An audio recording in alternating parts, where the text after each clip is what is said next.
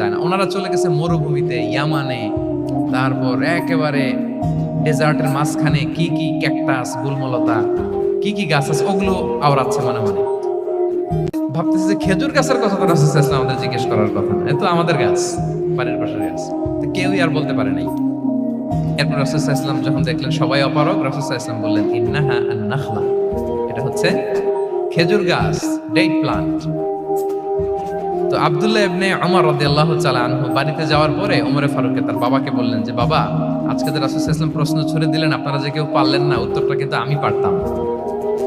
তো ওমরে ফারুক বললেন, বলো কি তুমি পারতা? তো বললা না কেন? তুমি আজকে উত্তর দিতে পারলে তো রাসূলের সামনে আমার বুকটা এত বড় হয়ে যেত। মানে লাল উট পেলে আরবরা যেই খুশি, আমি এর চেয়ে বেশি খুশি হতাম। তখন উনি বললেন যে, আপনি পারতেছেন না, অন্যান্য বয়স্ক সাহাবারা পারতেছে না, মুরব্বীরা কেউ যেহেতু বলে নাই, আমি বিনয়ের খাতিরে উত্তরটা দেই নাই, কিন্তু আমি জানতাম যে এটা খেজুর গাছ।